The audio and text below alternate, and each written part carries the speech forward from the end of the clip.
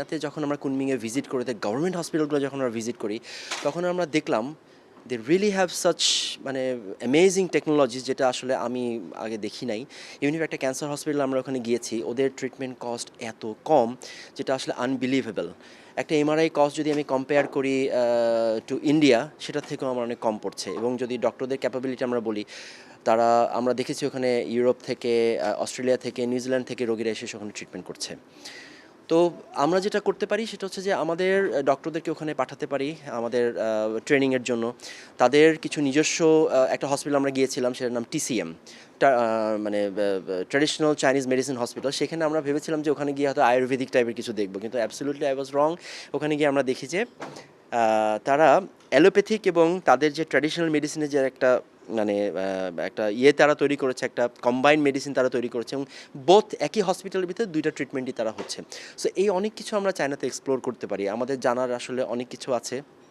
আমরা এই ট্রেনিংগুলো যদি আমরা ব্যবস্থা করতে পারি, ইভেন ইফ তাদের ডক্টররা এসেও যদি আমাদের এখানে আমাদের ডক্টরকে ট্রেন আপ করে, এবং আমাদেরকে যদি হসপিটালগুলোতে তারা থেকে আমাদের ডাক্তারকে ট্রেন আপ করে, আমার মনে হয় হয়তো তারা 2টা বছর, 3টা বছর, 5টা বছর আমাদেরকে হেল্প করলো। হ্যাঁ, আমার মনে হয় যে 5 বছরে আমাদের ডক্টররা আরও ট্রেন আপ হয়ে যাবে, এবং কারণ তারা অনেক স্কিল, অনেক কেপেবল আমাদের ডক্টররা, তারা এই জিনিসটা নিতে পারবে। এবং আমার মনে হয় এটা in the long run for the future, আমার মনে হয় এটা আমাদের জন্যই বেটার হবে। বাট উত্তরবঙ্গটা বেশি একটি অবহেলিত জনপদ।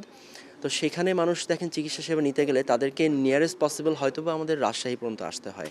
তো উত্তরবঙ্গটা যদি সিলেক্ট করে থাকে, ডেফিনেটলি এটা একটা ওয়াইজ ডিসিশন গভর্নমেন্টের, বোথ গভর্নমেন্টের আমার একটা wise decision.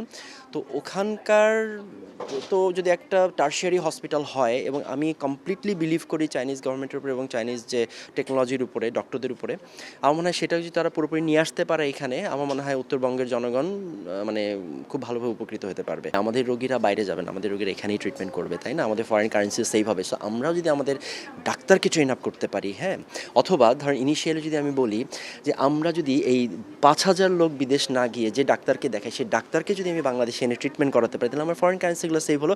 In the same time এই যে ইন্টার্ন ডক্টরগুলো, এই যে আমাদের ডক্টরগুলো ট্রেন আপ হলো, তাই না? আমার তো মনে হয় 5টা বছর এভাবে করলে আমাদের ফরেন কারেন্সিও সেভ হয়। আমাদের প্রচুর রুগী বাইরের দেশে যাচ্ছে, অনেক দেশে যাচ্ছে এবং অনেক টাকা পয়সা খরচ করতেছে এবং অনেক কষ্ট হয় অনেক সময়। তো আমাদের বিষয় হলো কীভাবে আমাদের রুগীগুলা বাংলাদেশেই থেকে ওই সব ট্রিটমেন্ট পেতে পারে। যেমন হতে পারে চাইনিজ ডক্টর এখানে এসে ট্রিটমেন্ট দিতে পারে, হতে পারে চাইনিজ আরও হসপিটাল তৈরি করতে পারে, স্পেশালি প্রাইভেট সেক্টরে। অবশ্যই G2G যেটা হচ্ছে ওইটাও হবে। এর পাশাপাশি প্রাইভেট সেক্টরে আমরা চেষ্টা করতেছি কীভাবে চাইনিজ হসপিটাল এখানে নির্মাণ করা যায়। এর পাশাপাশি আমি চাই যে আমাদের দেশের যে রেমিটেন্স এই দেশেই থাকুক, হ্যাঁ, যেন আমাদের দেশের টাকা বাইরে না যাক, বাট যেন বাইরের দেশের যে ট্রিটমেন্টটা আমাদের বাংলাদেশে সেটা পায়। আমাদের যেমন আমাদের অনেক মিডল ক্লাস অথবা লোয়ার মিডল ক্লাস রোগী থাকে, অনেক সময় তারা বিদেশে যাওয়ার সাধ্য হয় না অনেক সময়, কিন্তু আমরা যদি ওই হসপিটালগুলো নিয়ে আসি এখানে, তারা কিন্তু এই ট্রিটমেন্টগুলো পাচ্ছে। চায়না বাংলাদেশের যে বন্ধুত্বপূর্ণ সম্পর্ক আরও ভালো হোক, এবং আমাদের সাথে যে মেডিকেল টেকনোলজি অথবা মেডিকেল ট্রিটমেন্টের যে বিষয়গুলো আসতেছে, এটা আরও ভালো হোক এবং আরও স্ট্রং হোক। অনেক সময় কিছু কিছু ইকুইপমেন্ট আমরা ইউজ করতে পারি না অথবা মেইনটেন্স করতে পারি না। তো চায়না থেকে যদি আমাদের এই টেকনোলজিগুলো বাংলাদেশে আসে, তারা কিন্তু মেইনটেনেন্স অথবা সব কিছু সেট আপ করতে কিন্তু তারা হেল্প করবে। এবং যেহেতু চায়না আমাদের পার্শ্ববর্তী দেশ, এবং আপনারা জানেন সারা পৃথিবীতে ম্যাক্সিমাম যে ডিভাইসগুলো এখন মেড ইন চায়না। সো আমরা যদি চায়নার থেকে টেকনোলজিগুলো ট্রান্সফার করে বাংলাদেশে আনতে পারি, আমাদের মেডিকেল সিস্টেমটা অনেক ভালো হবে। এবং আমার বিশ্বাস আমাদের মেডিকেল সিস্টেমটা ভালো হলেই আমরা রোগীদের আরও ভালো করে ট্রিটমেন্ট দিতে পারবো। চাইনিজ মেডিকেল ইকুইপমেন্ট যে এন্টারপ্রাইজ যারা বাংলাদেশে মার্কেট ওপেন করতে চায় এবং ইন ফিউচারে তারা ইনভেস্ট করতে চায়, এবং তারা চায় যে এখানে তাদের ফ্যাক্টরি ওপেন করতে। তো এই বিষয়গুলো আসলে আস্তে আস্তে সবই আমরা চেষ্টা করতেছি করার জন্য।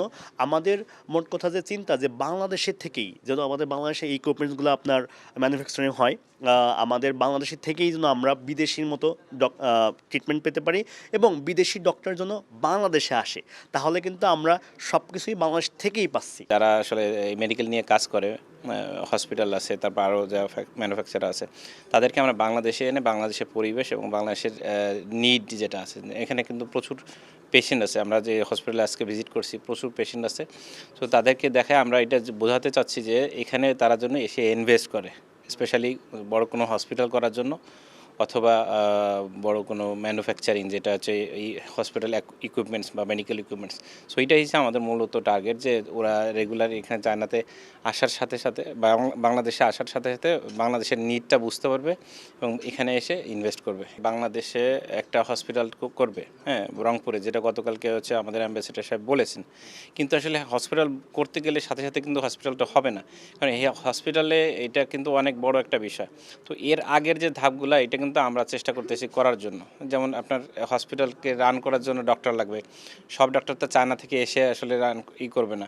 সো এই যে লোকাল যে ডাক্তারগুলো আছে তাদেরকে রেগুলার ট্রেন আপ করা, তারপরে আরও যারা ম্যানেজমেন্টের আছে, হ্যাঁ, তাদের যেমন আমরা চায়না থেকে তারা যদি চাইনিজটা শিখে বা চাইনিজ ইংলিশটা এই জিনিসটাগুলো বুঝে বা শিখে, তো সেক্ষেত্রেও কিন্তু আসলে নেক্সটে যখন হসপিটালটা হবে তখন কিন্তু এইটা সহজ হবে এই বিষয়টা চালানোর জন্য বা হসপিটালটা রান করার জন্য। চাইনিজরা যদি বাংলাদেশে ইনভেস্ট করে হসপিটালের জন্য এবং হচ্ছে যে ম্যানুফ্যাকচারিংয়ের জন্য, সেক্ষেত্রে অবশ্যই বাংলাদেশের পিপুল বা বাংলাদেশের মানুষের জন্য এটা বড় একটা আপনার সমস্যার সমাধান হবে। কিন্তু কাজের ক্ষেত্রে তারা নতুন কর্মসংস্থান তৈরি হবে এবং যে সমস্ত ইকুইপমেন্টস সেবা, হ্যাঁ, যেটা বাইরের দেশে যেতে হতো বা ইম্পোর্ট করতে হতো, তো সেক্ষেত্রে কিন্তু বাংলাদেশ অনেক উপকৃত হবে।